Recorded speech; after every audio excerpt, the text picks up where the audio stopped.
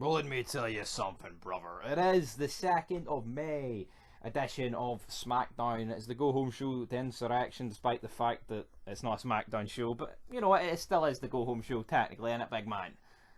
Technically, I guess so. I mean, technically it is, and yet we kick off with a recap of this show. We've got, obviously, just the whole Hogan, Undertaker, Triple H, Jericho situation that's going down. But we kick off the big show with Rikishi and the Hurricane taking on Billy and Chucky Boy. Yep, Billy and Chuck taking on Rikishi and the Hurricane. And this was a long time ago. It seems like we watched this. I cannot fucking remember what happened. Aye, but Billy and Chuck picked up the win. That's all you need to know, guys. Did they? Yes. How did it finish? Famouser. It did. I know for a fact it did, man. That's fair enough. You know, it was a decent wee tag match, but then we had Kurt Angle backstage talking to Val Venus and Lance Storm. We haven't seen Val Venus. Well, I mean, he's been in the backstage. Yeah. And Angle points this out. He says, "You two have just been hanging around Mark Henry and Farouk placing bets." Yeah, I mean, that was good. Angle kind of owned them. Like, I mean, that's fucking true. Yep. I mean, Val Venus hasn't been relevant since he left Right to Censor. And that's quite a long time ago. He came back at the Rumble. And done nothing. Yeah. And Lance Storm, I mean, has Lance Storm ever really been relevant? Nope. If I can be serious for a minute. Who knows, he'll get his 5 minutes of fame when he joins the Un-Americans, so. You're damn right. He comes out though, Lance Storm, he models Kurt Angle's t-shirt, but then who comes out and models Edge's t-shirt? None other than Val Venus, brother. Yep, and then I'm pretty sure we're going to get a tag team match. Yep, Big Falboski and Edge will be taking on Angle and Lance Storm later on tonight. Then we have Hardcore Holly taking on Randy Orton in a rematch for last week. Ho ho ho! Just what everybody wanted to see. Everyone's favourite cup of tea, head rolls?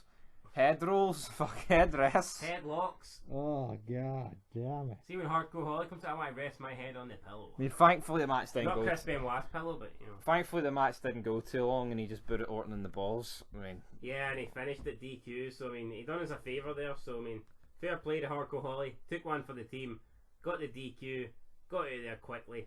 And, yeah, I mean, Hardcore Holly, what can you say? Guy's shit. Yes. That's all you can say, really. See, his ECW run is the best his career, bar the 10-second Big Shot run. That's not good going. You tell the Big Show the big shots, look at him. Anyway, though, we have Farouk. He thanks Mark Henry's for his winnings. Wait, did you just say the ECW run was his best run of his career? Aye. What is the best run of his career? Oh, I'd say it's all garbage, like, fair enough. But there has to be a best run. Yeah, well, I suppose. Anyway, though, Farouk thanks Mark Henry for his winnings, says he can take a note, but then when Mark Henry starts taking too much, Farouk... He's like, oh, hey, man, I didn't mean all that, I meant this last one here. This little crinkly one. Devon comes in, wants some money, they basically threaten him, tell him to get out. Free black men, black on black violence, but, you know, you'll love it. You'll love to see it. And then when Devon leaves, Farouk changes his mind again, and he takes a 20 off Mark Henry. It's like, here, I've got a 10, son, I've got a 10. So, Big Farouk the cheapskate. Looks like the APA days, he hasn't really left them behind. He's still into his money, still into smoking cigars, and he probably still likes a beer. You're damn right he likes a beer, brother. Next up, though, we have Chris Jericho. He meets with Vince McMahon. What was this? Did he interrupted him and Stacey, didn't he? Yeah, and he wants Undertaker's banned from the arena tonight. He wants Big Nose Triple H banned as well. Jericho sits down. McMahon thinks he's gone. He's just sitting there awkwardly, and Jericho's like celebrating the fact he's going to win the title tonight. And then McMahon wants him to leave. God damn it! Get out! Get out of here, Chris. Yeah, so decent wee backstage segment.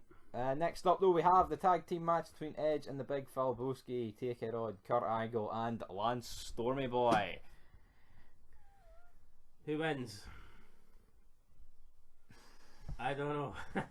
I think Edge and Val Venus win. Like, I could. No, wait, they don't. Lance Storm wins with a super kick on Val Venus. Yeah. Oh, he does. Due to distraction. So Lance Storm picking up the win for his team. Oh no, wait! I think Lance Storm hits Val Venus with a super kick and Angle hits the win. I can't imagine. Aye, they wouldn't give Lance Storm. They wouldn't give Lance Storm. Next out though, yeah, it was an alright, guys. What happened here? We actually watched half this show 2 weeks ago. Then we're watching the other half the night. So I mean, Yeah, so the next from this after this next set, well, I mean, I can remember this. Jericho comes out, berates Hogan. I think this seems like a bit of a pointless promo. Was it any good? It was Jericho. No, it couldn't be that bad. Like, And then he calls out Triple H. Triple H comes out face to face, nose to nose, big nose against wee nose. And yeah, Triple H obviously banned for the match tonight. Blah blah you tell blah. the wee nose, the big nose is looking at him. Yep. Then we had Mark Henry and Farouk taking on Christian and Test. Out comes Devon during this match. Money collection, trying to get money off the crowd. He gets money off them. He gets to the ringside. Mark Henry opens up his collection box, lifts all the cash and he throws it, but the notes are like stuck together. So there's actually a bit of weight in the notes because they're all getting, like, when he throws them, they don't all, like, you know, fly over the place. They kind of like stick in a ball, and some lucky guy just sticks his hand up and manages to grab it. So I don't know if they were like $1 bills, but I mean, if those were like 20s, I mean, that guy's made quite a lot of money though. You're damn right here. So I don't think this went the way they planned. I mean, don't get me wrong, like, I think two notes kind of flew off in a different direction, but Nah, but that was it. a big bunch of them just landed right in this guy's hand. What's like, two notes when you've got 30 scrunched up? exactly? You're goddamn right. But anyway, Farouk chases and Mark Henry. No. Mark Henry chases Devon through the crowd, which leaves Farouk 2-on-1. And then yeah, Christian. Big spine buster on Test. Christian with the reverse DDT picks up the win. Good night. Christian over celebrates it, starts hugging Test. Test not impressed. Kind of reminded me of the days where Christian couldn't get a win. Now it's not the fact they can't get a win; he just can't really get on TV. So there's a lot of guys on SmackDown that are pretty good, but they're just kind of doing nothing with. The whole purpose of being on SmackDown is to participate in these Mark Henry. Yeah, I mean, like, sessions. they've put a bit more effort into these guys instead of like Triple H. Just, I mean, I'm still fearing him as a Raw guy at this point, even though I know he's not, but he kind of is. And Taker as well.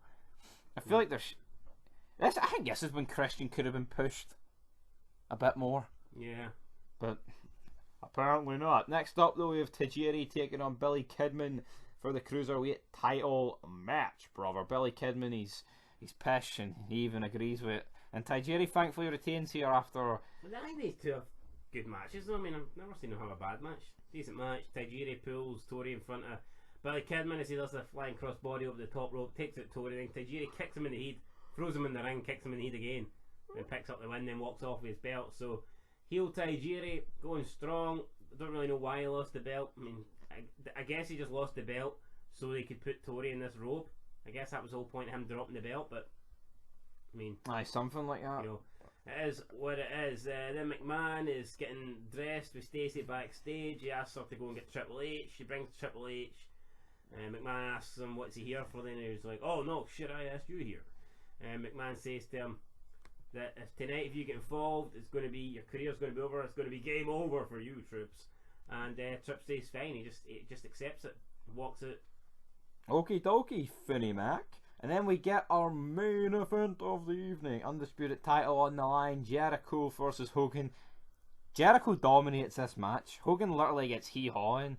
Triple H's music plays. He makes his way to the commentary desk. Distracts Jericho. Hogan attacks Jericho from behind. Jericho still gets the upper hand on Hogan. And then it has to play Taker's music. To distract Jericho again. Which is then a roll up and Hogan wins. As soon as they gets the free count, Jericho's back up and battering Hogan again. So it's like, what the fuck? It was like. Tell you what, guy, what has the Undertaker got to fear here? Not a lot. I mean, I'm going into this match thinking I don't see how. Maybe fuck. How bad's this guy going to sell my chokeslam? Well, that's a bit top of your fearless, isn't it?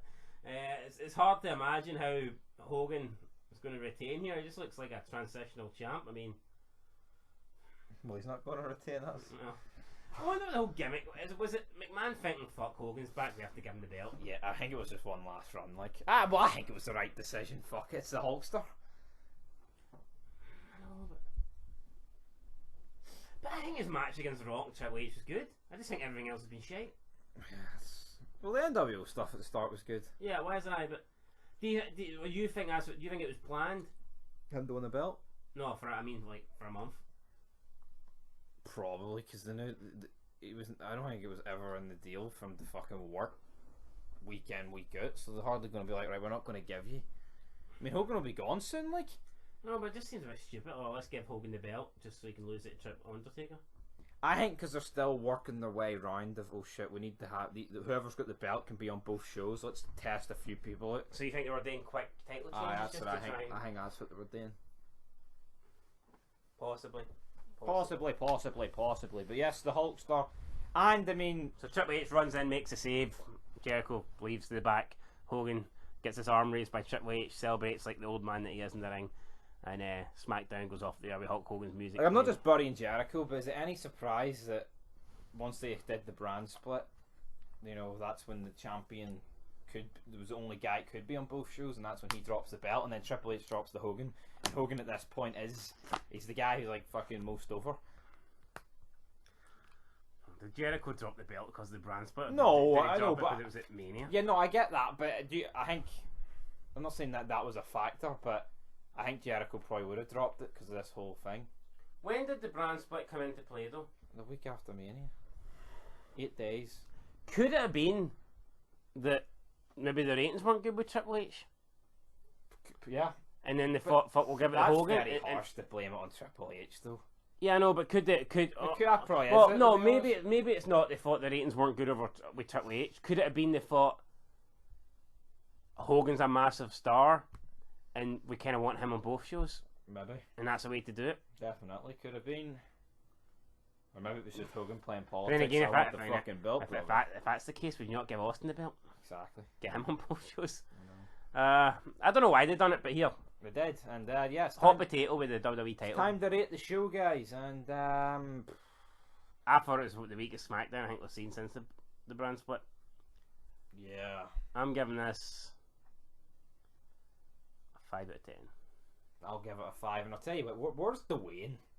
Nowhere to be seen. Can we even get an update on him? Like, I know. he just takes off. Like, why not say where he's Oh going? yeah, this guy deserves to be champ, bro. I mean, not a lot happened to him. I mean, Jericho calling it Triple H midway through the show just seems a bit unjointed, in my Hogan opinion. just doesn't even see. You don't even see Hogan He's the for the third last- wheel in the fucking, and he's the champ. You don't even see Hogan to the very end. I mean, I mean, it seems like the mid card is carrying fucking SmackDown, while on Raw it's like Austin is dragging Ric Flair and the rest of the job squad through the fucking show. yeah, Like Austin is dragging the NWO. You know, that's it. But anyway, 5 out of 10. Tell ahead. Boots.